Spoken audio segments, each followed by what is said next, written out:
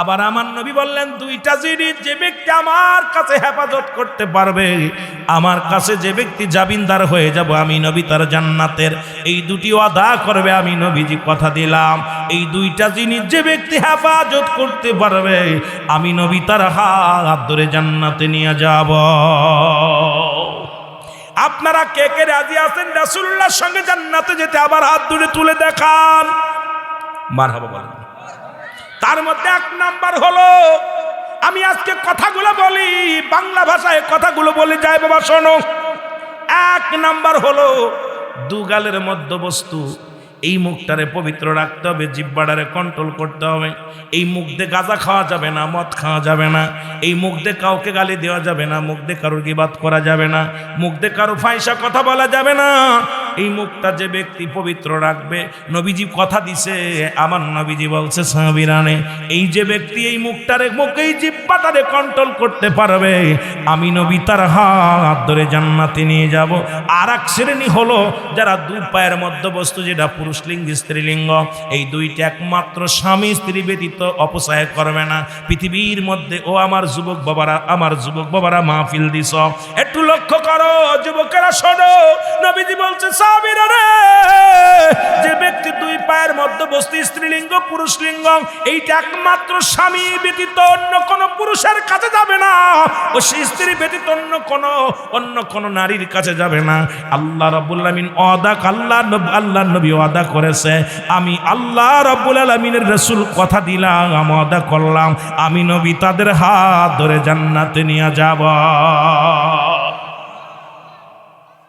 এখন খালি পরের মেয়ে নিয়ে হোটেলে যাও, বয়ফ্রেন্ড নিয়ে হোটেলে যাও, স্বামী থাকে বিদেশে, এখন ভাই আর একটা স্বামী বানায় নিয়ে চলে যাচ্ছে হোটেলে। অসংখ্য নারী, অসংখ্য পুরুষ, আর ওই নারীর প্রতি যাদের লালসা আছে, নবীজি বললেন এই রজবের 27 তারিখে যখন মিরাজ করে আসলেন, নবীজি বলল আমি জাহান্নামের সবচেয়ে একটা কঠিন আযাব দেখলাম। এ যুবকেরা শোন, সবচেয়ে কঠিন একটা আযাব, সেই আযাবটা হলো এক শ্রেণী পুরুষের লজ্জাস্থান দিয়ে আগুনের ফুলকি বাইর হচ্ছে। ও যুবক, আগুনের ফুলকি বাইর হচ্ছে, তারা এত জোরে চিৎকার মারবে, এই চিৎকার যদি দুনিয়ার মানুষ শুনতো সব হার্ট ফেল করে মারা যেত। আর এক শ্রেণীর নারীর লজ্জাস্থান দিয়ে আগুনের ফুলকি ঢুকানো হচ্ছে। কারণ হলো ওই সমস্ত মেয়েরা পাতলা কাপড় পরিধান করে পুরুষকে আকর্ষণ করত। বিকেল বেলা হলেই দেখবেন কাপড় পরে সাজে গুজে লিপস্টিক নিয়ে রাস্তা দিয়ে একদল মেয়েরা ঘুরঘুর করে বেড়ায়, আর একদল পুরুষ আছে তারাও এইটা দেখার জন্য আকৃষ্ট হয়ে যায়, তারাও ঘুরঘুর করে। নবীজি বলছে ওই সমস্ত ছেলেরা যারা মেয়েদের প্রতি আকৃষ্ট ছিল, আর ওই সমস্ত মেয়েরা যারা পুরুষকে আকর্ষণ করার জন্য ঘুরত, এই উভয়কে কিয়ামতের ময়দানে কি হবে? ওই না কবরের ভিতরে হাসরের ময়দানে লজ্জাস্থান দিয়ে আগুনের ফুলকি বাইর হবে, আর লজ্জাস্থান দিয়ে আগুনের ফুলকি ঢুকানো হবে। জোরে জোরে চিল্লায় বলো আল্লাহু আকবার। এখন আপনারা যারা বিকেল বেলা খালি সেরি দেখার চিন্তা করেন, কলেজে যারা সেরি দেখার জন্য যান, বাজারে যারা সেরি দেখার জন্য যান, ভালো করে বুঝে টুঝে যায়। আমার ভাইয়েরা, আমার বন্ধুরা, আমার গভীর মনোযোগ। রাসূল বললেন এই ওয়াজ নবীজির এক সাহাবী ছিল, নাম হলো, ও মুসলমান গভীর মনোযোগ, সাহাবীর নাম হলো হযরত সালাবা রাদিয়াল্লাহু তাআলা আনহু। জোরে বলেন মারহাবা। একজন সাহাবীর কথাগুলো বলতে গেলে অনেক ওয়াজ, নামাজের মধ্যেই তো কাটায় দিলাম, 1 থেকে 1 ঘন্টা 10 মিনিট কাটে গেল মুসলমান। এরপরে আবার প্রায় 1.5 ঘন্টা কেটে যায় এই শুধু নামাজের কথা বলতে যায়, গুরুত্বের কথা বলতে যায়। রাহমাতুল লিল আলামিন বললেন সাহাবীরা গো, আমি নবী ঘোষণা করে দিলাম, তোমরা শোনো, আমি নবীর সঙ্গে কে কে জান্নাতে যেতে চাও? নবীজি বলেন সাহাবীরা রে, তোমরা কে কে আমি নবীর সাথে জান্নাতে যেতে চাও? সাহাবীরা সবাই বলে লাব্বাইক ইয়া রাসূলুল্লাহ, লাব্বাইক ইয়া হাবিবাল্লাহ। আমিও বলতে চাই আপনারা কে কে রাসূলুল্লাহর সঙ্গে জান্নাতে যেতে চাও? আর একটু সাউন্ড বাড়ান, মাইকের সাউন্ড বাড়ায় রাখবেন, কথা টানতেছে কম। আলহামদুলিল্লাহ বলেন। 2-3 জন উঠায় নাই, 2-3 জন দিয়া উঠায় নাই, বলবো না, লজ্জা দিতে নাই। রাসূলের সঙ্গে জান্নাতে যেতে চায় না, ফিরআউনের লগে যেতে চায়। কার লগে? আবু জেহেল। রাসূলুল্লাহর সঙ্গে জান্নাতে যেতে চাই। জোরে বলেন ঠিক কিনা? জোরে বলেন চাই কি চাই না? আমার ভাইয়েরা, আমার বন্ধুরা, আমার রাহমাতুল লিল আলামিন বললেন, সাহাবীরা শোনো, যদি কোনো ব্যক্তি পাঁচ ওয়াক্ত সালাত সময় মতো আদায় করতে পারে, আমি নবী কথা দিলাম, আমি নবী ওয়াদা করলাম, আমি নবী তার হাত ধরে জান্নাতে নিয়ে যাব। রাসূলুল্লাহ ওয়াদা করেছেন, রাসূলুল্লাহ ওয়াদা করেছেন, কথা দিছে যে কোনো ব্যক্তি যদি 5 ওয়াক্ত সালাত জামাতের সাথে বা জামাত ছুটে গেছে একাকার তাড়াতাড়ি পড়ে নিছে, হয়তো মা বোনেরা তো জামাতে পড়তে পারে না, এরাও অনেক মা যারা ওয়াজ শুনতেছেন, আমার মা বোনেরা, আপনারা বাড়িতে 5 ওয়াক্ত নামাজ সময় মতো ওয়াক্তীয় মতো আদায় করে নেবেন। সুবহানাল্লাহ বলেন না? আমার নবী ওয়াজ করলেন, রাতের বেলা ইশার সালাত আদায় করে নবী ওয়াজ করলেন। নবীর এক সাহাবী ছিল, নাম তার আব্দুল্লাহ আনসারী। নাম কি? জোরে বলেন নাম কি? আব্দুল্লাহ আনসারী। বাড়ি গেলেন, বাড়ি যাওয়ার পর বিবি ডাকতে বলে, স্বামী রে, এত সময় অতিবাহিত হয়ে গেল, আপনি কোথায় ছিলেন, কি করতেছিলেন? বলে রাসূলুল্লাহ ওয়াজ করতেছিল, আমার নবীর বাণীগুলো আমি শুনতেছিলাম। রাসূলুল্লাহ ওয়াজ করতেছিল, রাসূলের ওয়াজগুলো, আলোচনাগুলো আমি খুব ধ্যান ধরে শুনেছি। সাহাবীর বিবি ডাকতে বলে, নবী ও আল্লাহ নবীর সাহাবী গো, ডাকতে বলে, স্বামী রে, আমার নবী কি ওয়াজ করছে আপনি একটু বলেন গো, আমি একটু শুনতে চাই। আমার মা বোনের একদিনও বাড়ি গেলে শোনে না কোন বক্তা কি ওয়াজ করছে, কোন বক্তা কি আলোচনা করছে, কোন বক্তা আমলের ওয়াজ করছে, কোন বক্তা পর্দার ওয়াজ করছে, কোন বক্তা নামাজের ওয়াজ করছে, কোন বক্তা পিতা মাতার ওয়াজ করছে। বিবি বাড়ি গেলে কয় কি তাবারক দিছে, কয় বিরিয়ানি, কয় ছাগলের না গরু নাকি পোল্ট্রি। যদি কয় দেই নেই, কয় এত রাত জায়গায় দিল কেন? মারা শোনো, নবীর সাহাবীরা তাদের বিবিরাও কেমন পাগল ছিল, আমলের জন্য উৎসাহিত ছিল, সাহাবীরাও আমলের জন্য উৎসাহিত ছিল, আর আমরা দেউলিয়া হয়ে গেছি আমল না করতে করতে। জোরে বলেন ঠিক কিনা? যদিও দুই একজন একটু গ্রামের মধ্যে একটু নামাজ পড়ে এবং বুজুর্গপনা দেখায়, বুজুর্গ দাড়ি টাড়ি রেখে একটু মুরব্বী, তারে আরো অন্য 10 জন ক্রিটিসাইজ করে, দেখ বুজুর্গ হয়ে গেছে, পীর সাহেব হয়ে গেছে। জোরে বলেন ঠিক কিনা? আরে কি জামানায় আসলাম, ভয়ঙ্কর একটা জামানায় আসলাম। আমার ভাইরা, আমার বন্ধুরা, আমার আনসারী বিবি ডাকতে বলে, স্বামী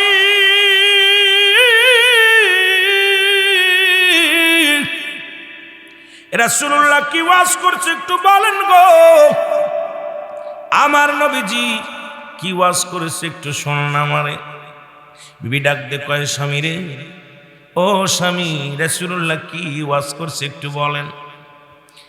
স্বামী কয়, বিবি রে, আমার নবী ওয়াজ করছে যে ব্যক্তি 5 ওয়াক্ত নামাজ, 5 ওয়াক্ত সালাত সময় মতো আদায় করতে পারবে, রাসূলুল্লাহ তার হাত ধরে জান্নাতে নিয়ে যাবে। আস্তে কইতেন না জোরে কইতেন? মারহাবা। আমার ভাইয়েরা, আমার বিবি ডাকতে বলে, প্রাণের স্বামী, জীবনে আপনার কাছে দামি কাপড় চাই না গো, আপনার কাছে দামি পোশাক চাই না, খাবার চাই না, দুনিয়ার রং বাংলা কিছু চাই না। আপনি একটু আমাকে সুযোগ করে দিবেন, আপনি একটু আমার সুযোগ করে দিবেন, আমিও যেন 5 ওয়াক্ত সালাত আদায় করিয়া আপনার সঙ্গে রাসূলুল্লাহর সঙ্গে জান্নাতে যেতে পারি। এই পুরো সাউন্ড মাইক কানে না করে সাউন্ড বাড়াচ্ছে। আমার ভাইয়েরা, বিবির আফসোস, বিবি বলতেছে, আমার স্বামী আপনিও যাবেন জান্নাতে, আমারও সাথে যাবেন, তবে আমাকে একটু সুযোগ, যেহেতু আপনি আমার স্বামী। পৃথিবীর মধ্যে আল্লাহ রাব্বুল আলামিন যদি কাউকে সিজদা করতে বলতো আল্লাহর পরে, তাহলে তার স্বামীকে সিজদা করতে বলতো স্ত্রী। জোরে বলেন মারহাবা।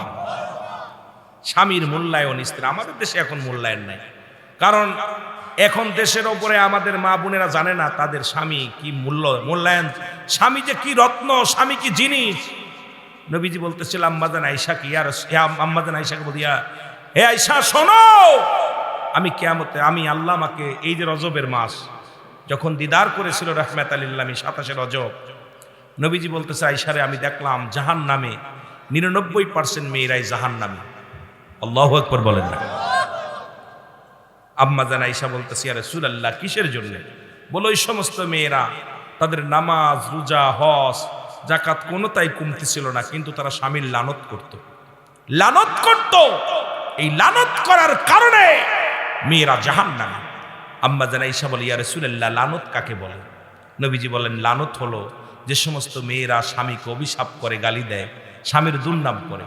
আমার দেশে আমার মনে হয় কোনো বুজুর্গ হুজুরের বউ ভালো নাই। বউ তো বলে হুজুর ভালো, মোটামুটি ভালো, কিন্তু কোথাও ঘুরতি টুরতি নেয় না। জোরে বলেন ঠিক কিনা? মনে আফসোস অনেক। এই জন্য বলি রাসূল বললেন অধিকাংশ মেয়েরা বেশি জাহান্নামে যাবে স্বামীর লানতকারী মহিলারা, যারা স্বামীকে অভিশাপ করে, গালি দেয় এবং এই স্বামীর নিন্দা মন্দ মানুষের কাছে বলে। এই সমস্ত স্ত্রীরা কিয়ামতের ময়দানে জাহান্নামে যাবে। জোরে বলেন আল্লাহু আকবার। আমার ভাইয়েরা, আমার বন্ধুরা, আমার রাহমাতুল লিল আলামিন, রাহমাতুল লিল আলামিনের সঙ্গে আমিও জান্নাতে যেতে চাই। নবীজি প্রতিদিন নামাজ আদায় করেন। আপনাদের ইমাম সাহেব যেমন নামাজ পড়াইল, মুসল্লিদের সঙ্গে একটা সম্পর্ক ভালো হয়ে যায়। যদি কোনো মুসল্লিকে একদিনের জায়গা 2 দিন না দেখে, ইমাম সাহেব জিগায় মুয়াজ্জিন সাহেব অমুক মুসল্লিদের তো দেখি না, অমুক মুসল্লি তো আজকে দেখলাম না, আগামীকাল দেখলাম না। ইমাম সাহেব আরেকজনকে জিগায় ভাই উত্তর পাড়া পশ্চিম পাড়ার অমুক মুসল্লি কেন মসজিদে আসে না? রাসূলুল্লাহ ঠিকই জিগাইতেছে সাহাবীরা রে, আজ কটা দিন আমি লক্ষ্য করি আনসারি নামাজে আসে, কিন্তু নামাজ শেষ করে আনসারি কেন যেন আর তারে খুঁজে পায় না। আমার আনসারির কি হয়েছে তোমরা বলতে পারোনি? রাসূলুল্লাহ বললেন দেখি আনসারি নামাজে আসে, কিন্তু নামাজ শেষ করার পর আর আনসারিকে দেখতে পাই না, কারণটা কি? সাহাবীরা বলে হুজুর নিশ্চিত সে দুনিয়ার কোন ঝামেলার মধ্যে পড়ে গেছে, দুনিয়ার কোন প্রেমের মধ্যে পড়ে গেছে গো। আল্লাহর নবী বলে না আমি নিজেই খবর নিব, আনসারীর বাড়িতে যাব। রাসূলুল্লাহ গুটি গুটি পায়ে আগায় চলে আসলেন। একবারে চলে গেলেন আনসারীর বাড়িতে, সালাম দিলেন আসসালামু আলাইকুম ইয়া আহলাল বাইত। একবার নয়, দুবার নয়, 3-3বার সালাম দিলেন নবীজি। 3-3বার সালাম দিলেন আনসারীর বাড়িতে, একটা সালামের জবাব আসলেন না। নবী বড় মনের একটু কষ্ট পাইলেন। রাসূলুল্লাহ মনে কষ্ট নিয়ে ফিরে আসতেছিলেন। ও মুসলমান শোনো, ইসলামের বিধান, তুমি যদি কোনো বাড়ির মধ্যে প্রবেশ করতে হয় আগে সালাম দিয়ে অনুমতি নিতে হবে, সালাম বিনিময় করতে হবে। আমার দেশে এখন কোনো বাড়ি সালাম নাই মুসলমান। যদিও কোনো বাড়ির অনুমতি নেয়, মেম্বার সাহেব মাতবার সাহেব বাড়ির ভিতরে যায়, বাবিরে ডাক দেয়, বাবি সাহেব বাই কোথায়, বাই ঘুমাচ্ছে, বসতে দেয় বাবি সাহেব। ওরে শরীয়তের বিধান অনুযায়ী যাদের দেখা হারাম, শরীয়তের বিধান অনুযায়ী যাদের দেখা হারাম, আজকে আরাম তাদের সঙ্গে কথা বলতে আরাম লাগে। এই জন্য মানুষ জাহান্নামী হয়ে যাবে। বেশি জোরে বলেন ঠিক কিনা? কি অবস্থা? ইসলামের বিধান মানি না, ইসলামের বিধান মানতে পারতেছি না। আমার ভাইয়েরা, আমার বন্ধুরা, আমার গভীর মনোযোগ দিলের কান্ডা দিয়া শোনো গো। রাসূলুল্লাহ ফিরে চলে আসলেন। পিছন থেকে সাহাবী সালামের উত্তর দেয়, ওয়ালাইকুম আসসালাম ইয়া রাসূলুল্লাহ, ওয়ালাইকুম আসসালাম ইয়া হাবিবাল্লাহ, ওয়ালাইকুম আসসালাম ইয়া রাহমাতাল লিল আলামিন। জোরে জোরে চিল্লায় বলা যাবে না সুবহানাল্লাহ? রাসূলুল্লাহ বলেন ওয়ালাইকুম আসসালাম উত্তর দিছে যখন নবীজি বলছেন আনসারী তুমি 3বার সালামের জবাব দিলা, তার মানে আর বুঝতে বাকি নাই তুমি ঘরের মধ্যে ছিলা, তবে আমার সালামের জবাব দাও নাই। আনসারী বলে, ইয়া রাসূলুল্লাহ, ইয়া হাবিবাল্লাহ, আমি কেন সালামের জবাব দিই না এটা আমি উত্তর দিতে পারবো না। যদি দয়া করে মায়া করে আমার বাড়িতে যাইতেন, যদি আমার ঘরের মধ্যে যাইতেন, কেন সালামের জবাব দিই নাই এটা আমি বলতে পারতাম। নবী গো, ইয়া রাসূলুল্লাহ, ইয়া হাবিবাল্লাহ, কেন জবাব দিই না এটা আমি আপনাকে কিছুতেই বোঝাইতে পারবো না। যদি দয়া করে আমার বাড়িতে যাইতেন। রাসূলুল্লাহ বলে, চলো। কেমন নবীজি! আমার নবীকে মুসলমান এমনি বলে নাই বেয়ানত, উত্তম আখলাক, উত্তম চরিত্র, উত্তম গুণে গুণান্বিত ছিল গো। ও যুবক, আজকে সেই নবীকে নিয়েও কটূক্তি যারা করো, আজকে নবীকে নিয়ে সমালোচনা যারা করো মুসলমান, নবীজিকে নিয়ে যারা আমার নবীকে নিয়ে ব্যঙ্গ করো, আমার নবীকে নিয়ে অনেক কথা বলো, কাউ বয়, কেউ বলতেছে কাউ বয়। আরে মুসলমান, নবী তো কোনোদিন গরুর রাখাল ছিলেন না, নবী ছিলেন মুসলমান। উঠে কোথায় বকরিরা চড়াইতেন, মেষ চড়াইতেন। এখন এটা নিয়েও দেখলাম আমাদেরকে নিয়ে, এই গজলটা নিয়ে আমাদেরকে নিয়ে সুন্নিয়াতে লাগায়া দিছে। হালাতটা বুঝতে হবে আমরা কি বলতে চেয়েছি। মুসলমান শুনে নাও, এই কথাগুলো বোঝার জন্য জ্ঞান দরকার, শুধু এলেম অর্জন করলে হবে না। এই জন্য তাসাউফের জ্ঞানের দরকার, শরিয়াত, তরিকত, হাকিকত, মারেফাত। এই মুসলমানে এলেম অর্জন করছো, শরিয়াতের এলেম অর্জন করেছো। ও মুসলমান শুনে নাও, তাসাউফের জ্ঞান অর্জন করো নাই, এই জন্য হালাত বোঝো নাই। আমরা বলেছি নবীরা খালি আরবে সে কঠিন মরর দেশে, মেসরাইতেন বনে জঙ্গলায় গো নবীজি, আপনাকে দেখিবার মনে চায়। জোরে বলেন মারহাবা। ভেসে আসছে নবীজি, কখনো রাখাল, কখনো নবী মন্ত্রী, কখনো নবী কৃষক। কারণ আমার নবীজি হালাত, নবীজি দেশে কোনটা, নবী বকরি চড়াইছে, মেষ চড়াইছে, যাতে আমার উম্মাতিরা আবার মাটি কাটছে, মাটি টানছে। কেন টানছে? যে আমার উম্মাতিরা যদি দরিদ্র হয়, যদি কেউ দিনমজুরি হয়, সেজন্য কষ্ট না পায়। আমার নবীজি হালাতে আসছে নিয়মতে। আম্মা জান আয়েশা সিদ্দিকাকে বিয়ে করছে, নবীজি অফার দেন, অফার আম্মা জানের তরফ থেকে অফার গেছে। রাসূলুল্লাহ বিয়ে করছে বাবারা, অনেকেই বুড়া মানুষ বিয়ে করছে, কয় 3-4 তালাক খাইছি, এত খাইছে, ব্যাককল মার্কা। রাসূলকে অফার দিলেন, পয়গম বিয়ের পয়গম দিলেন খাদিজার তরফ থেকে। খাদিজা, এইবার খাদিজা, আমার রাসূল বলেন আমার একজন গার্জিয়ান আছে। সেটা কে? আমার গার্জিয়ান আবু তালিব। আবু তালিবের কাছে যখন প্রস্তাব আসলো, আবু তালেবের পরামর্শ অনুযায়ী রাসূল পাক সাল্লাল্লাহু আলাইহি ওয়াসাল্লাম বিয়ে করলেন। আর আম্মা জান আয়েশার বয়স তখন, খাদিজার বয়স তখন 40, রাসূলের বয়স 25। নবীজি বিয়ে করলেন যে তোমার স্বামী যদি ছোট হয় তবু স্বামীর প্রতি শ্রদ্ধা, এত শ্রদ্ধাশীল ছিলেন। এটা প্রমাণ উম্মাতের দেখাইছে, দিক নির্দেশনা। নবী এমনি বলেন, হায়াতি খায়রুল লাকুম, আমার হায়াতের জিন্দেগিটা উম্মতের জন্য কল্যাণ স্বরূপ। জোরে বলেন সুবহানাল্লাহ। আর একটু জোরে বলেন না। শরিয়াতে নবী, হাকিকতে নবী, তরিকাতে নবী, বা মারেফাতে নবী, সব জায়গায় নবী। কবরের নবী, হাসরের নবী, মিজানে নবী। নবী বলছে আমার উম্মাতিরা, আমি তোমাদের সঙ্গে চলাফেরা করেছি, কথাবার্তা বলেছি, তোমাদের মতো ঘর সংসার করেছি, আমার উম্মাতের জন্য কল্যাণ স্বরূপ। জোরে বলেন না সুবহানাল্লাহ। আর একটু জোরে বলেন।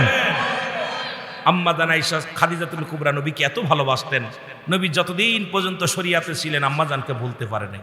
এরপরে আবার নবীজি আম্মা জান আয়েশা সিদ্দিকাকে বিয়ে করলেন। 9 বছর বা 7 বছরের বাসর যেটা বলেন আপনারা।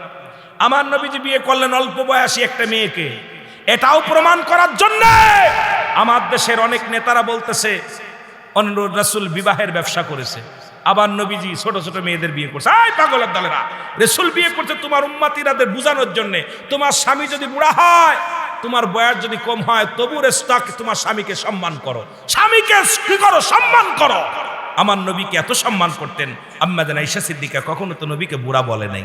কিন্তু আমার দেশের যদি আপনার বউ যদি আপনার চাইতে একটু ছোট হয়, আপনার 2 দিন 3 দিন পরে বুড়ো বয়সে বিয়ে করছে, আবার দেখো কি করে। জোরে বলেন ঠিক কিনা?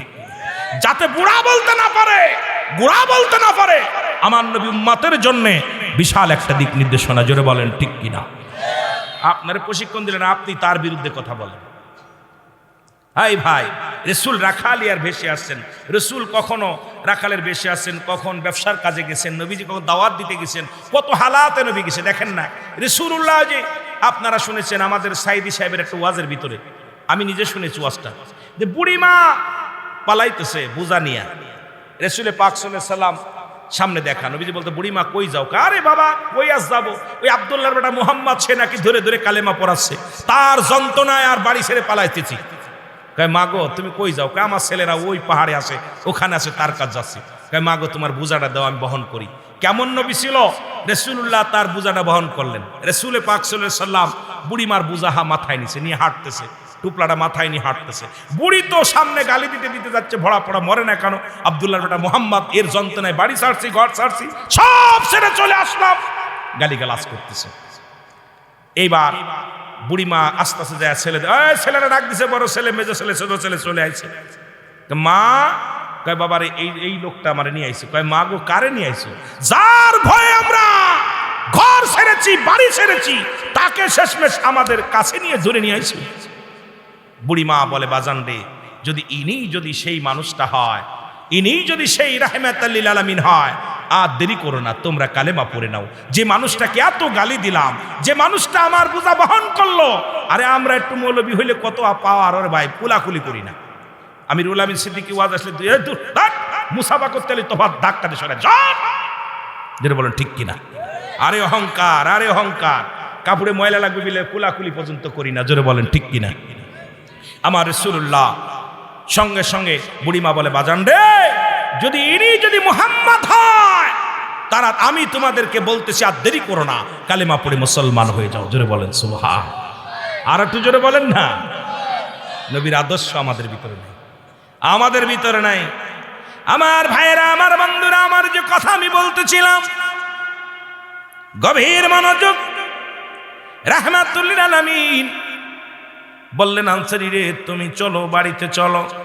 বাড়ি গেলেন। বাড়ি যে যখন আনসারী দরজা খুলে দিছে, দেখে রে ওই ভিতরে বিশাল একটা গর্ত খোঁড়া, ঘরের দরজার সামনে বিশাল একটা গর্ত খোঁড়া। আল্লাহর নবী বলেন আনসারী রে এত বড় গর্ত খোঁড়া কেন? এত বড় গর্ত খোঁড়া কেন?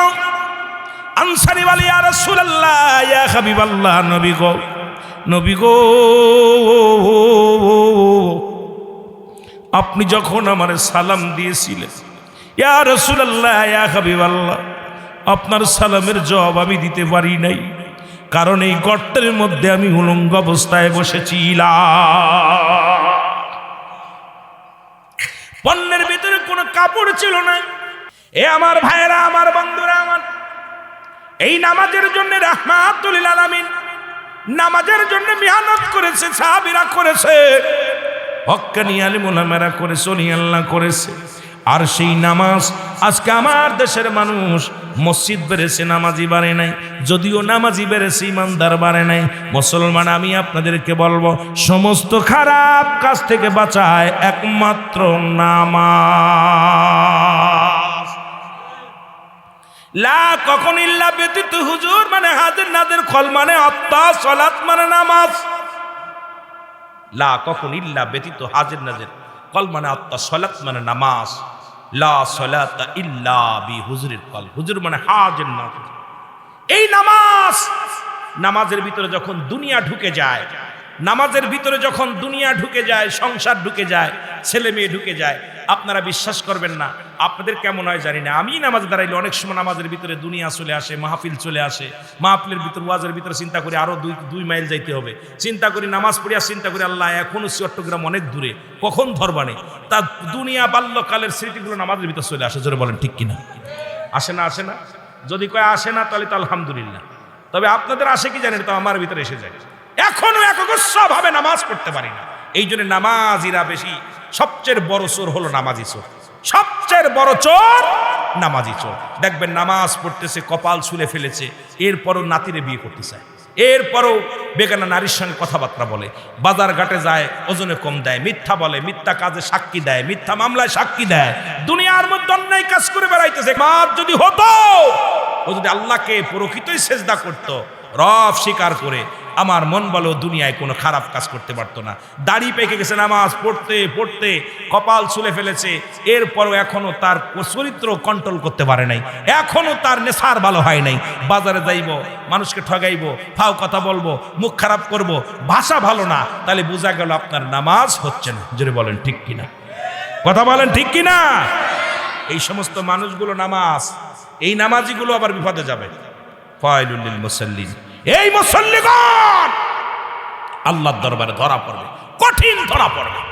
আমার বাবারা, নামাজ হচ্ছে আপনার, আপনি নিজেই বুঝতে পারবেন যখন আপনি সমস্ত খারাপ কাজ থেকে আপনাদের একটা মিথ্যা, মরে যেতে রাজি আছেন, একটা মিথ্যা আপনার জবান দিয়ে বাইর হবে না। আপনি না খেয়ে মরে যাবেন, হারাম ঢুকাবেন না। আপনি নামাজ উপরে বিড়ি উঠানে, নামাজ উপরে বিড়ি উঠানে, জোরে কোন ঠিক কিনা। বিড়ি বুড়া হয়ে গেছে, এখনো বিড়ি ছাড়তে পারে না, সিগারেট ছাড়তে পারে না, এখনো বয়া বয়া, বুড়ো অনেক বুড়া দেখি বয়া বয়া, টিভির সামনে পা উঠাই দিয়ে বয়া বয়া, আজান চলতেছে টিভি দেখতেছে, আবার আজান চলতেছে কাঁসা দিয়ে কাজ করতেছে, কারণ এখনো চরিত্র কন্ট্রোল হয় নাই। এই জন্য অনুরোধ করব, সমস্ত খারাপ কাজ থেকে বাঁচায় নামাজ, সেই নামাজটা আমাদের আদায় করার দরকার আছে কি?